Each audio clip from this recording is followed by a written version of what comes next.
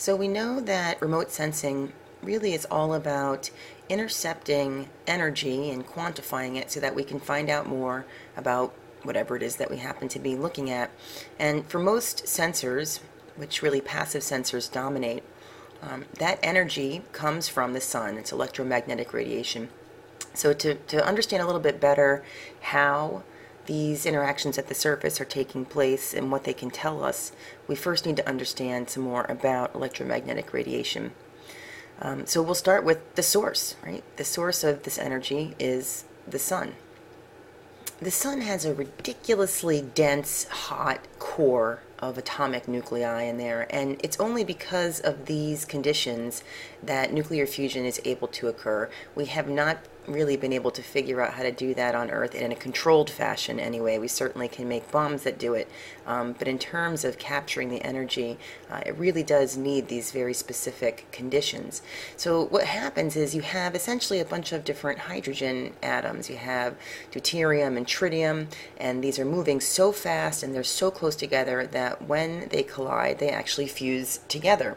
But what ends up happening is as you have this deuterium with its 1 proton and 1 neutron, and tritium with its 2 protons and 1 neutron, these actually are not balanced in the fused atom. And so this energetic neutron is giving off, leaving you with helium and a whole bunch of energy that's just been released.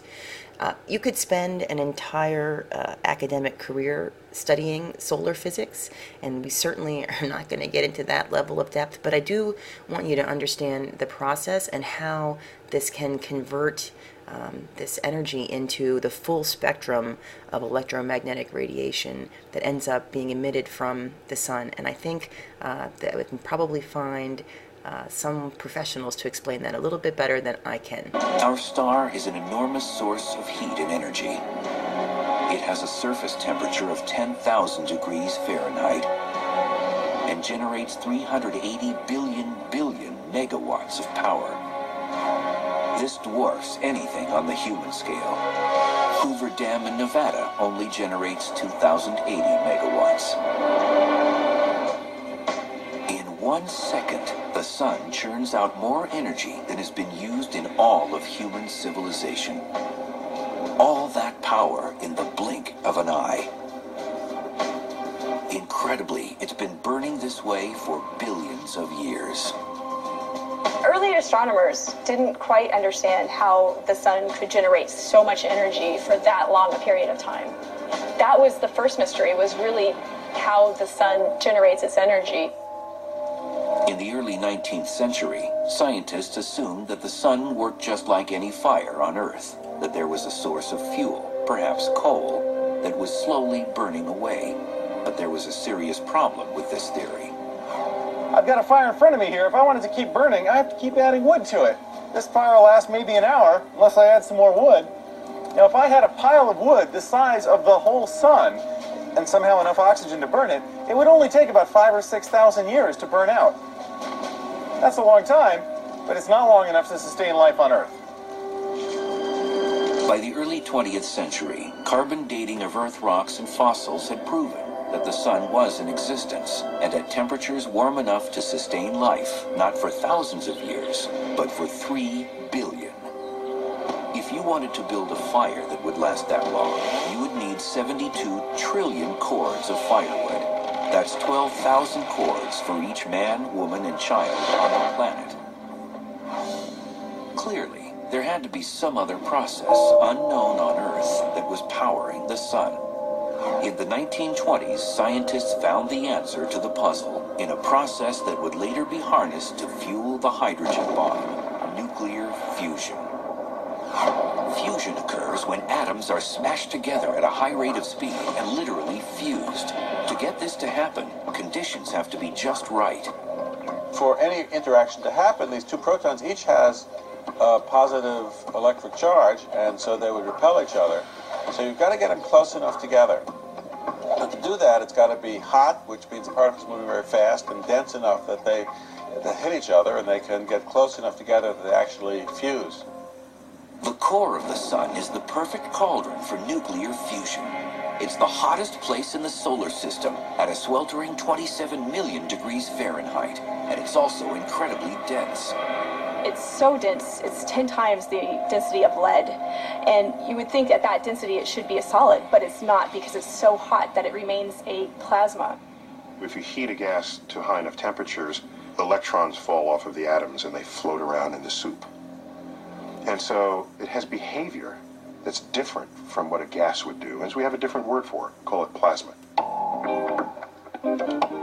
To truly understand what goes on in the core of the sun, you have to find some way to imagine the almost unimaginable.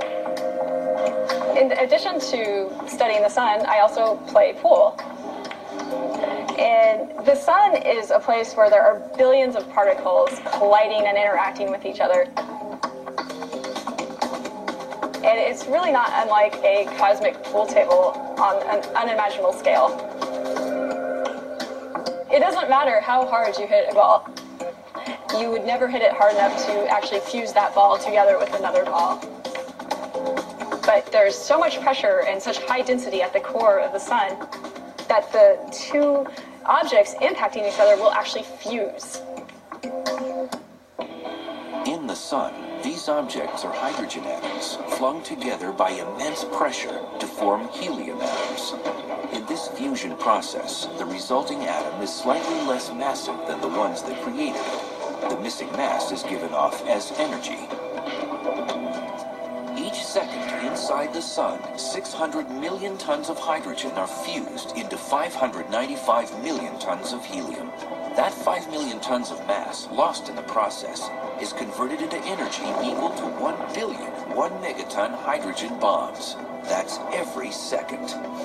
When you look out into the cosmos, the process that gives you the highest return of energy for free is what goes on in the centers of stars like the sun. So we now know that the sun is powered by nuclear fusion. It's the only fuel that we know that can sustain the burning in the sun long enough to sustain life on Earth.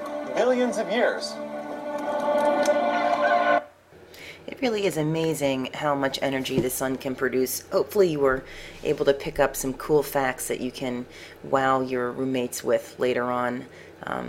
But just the figures, the statistics on the amount of energy the sun puts out is mind-boggling. But it's still not that simple. So we know that as fusion occurs, that there's excess mass that's converted to energy, and this energy doesn't just stay in the core, it moves out, and as it moves out through the core, it's interacting with all of these other atoms in the sun as well. And often what will happen is really the second part of the whole equation, which is how do we get this full spectrum of electromagnetic radiation from just this mass of energy. And it really comes down to those interactions with the other atoms within the sun. And this brings us to the second part of the process and how we get the full spectrum of electromagnetic radiation. And that's that as this energy is moving through the sun out to the surface of the sun, it's interacting with these other atoms.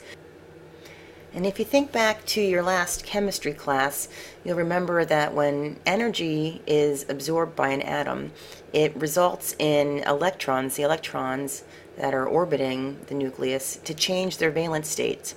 And when enough energy is absorbed, it can actually knock those electrons right out of their bond with the nucleus. So the amount of energy, or another way of thinking of that is the wavelength of energy that's given off when these electrons are changing valence states, is dependent upon where they are when they're shifting from one valence state to the next. Because there are just so many atoms within the sun and so many electrons at different valence levels, you end up seeing these electromagnetic waves being emitted as photons at wavelengths all the way from very small gamma rays to very long radio waves. Now this is where it gets interesting, and we're going to go back to your last physics class for a second here. So while nuclear fusion that occurs inside stars will always result in the emission of the full range of electromagnetic radiation, how much of that radiation is emitted is dependent upon the temperature of the star. And Stefan Boltzmann was actually able to quantify that total amount of energy with a very simple formula that essentially says the total amount of emitted radiation is proportionate to the fourth power of its temperature, right? So there's a constant in there as well. Okay, this alpha is really the Stefan Boltzmann constant, and you can see that value here. But essentially, the hotter the star, so take that temperature, raise it to the fourth power, multiply that by this one simple constant, that's going to tell you how much total energy a star is able to emit.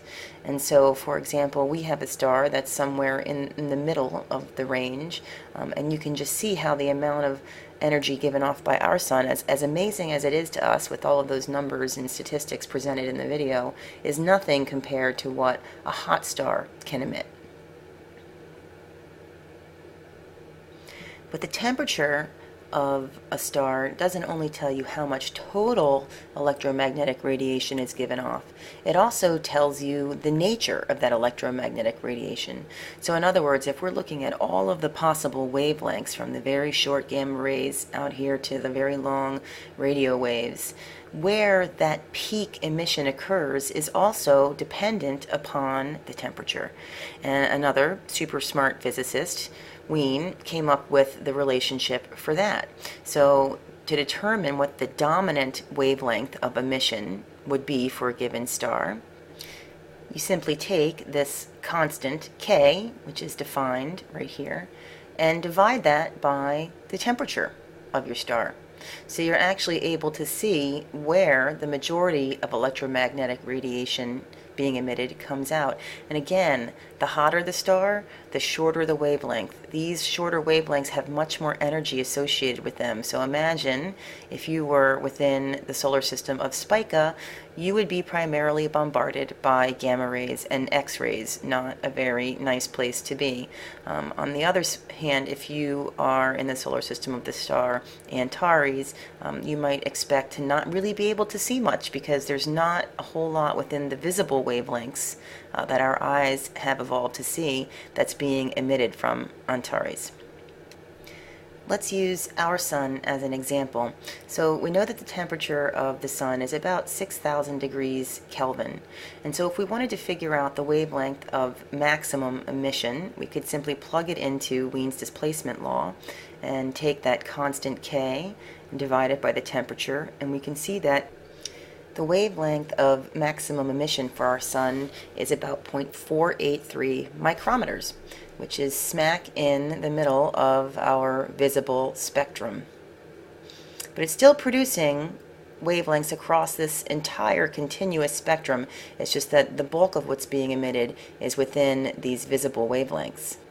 Just as another fun example, if you plugged in the temperature of the Earth, which is about 300 degrees Kelvin, to this equation, you would find that our region of maximum emissions is somewhere around 10 micrometers. So if in some alternative universe there was an Earth but no sun, you would not be able to see it with your eyes, but perhaps if you had a spectrometer that could pick up these much longer wavelengths, let's just say maybe you'd hear it on your radio.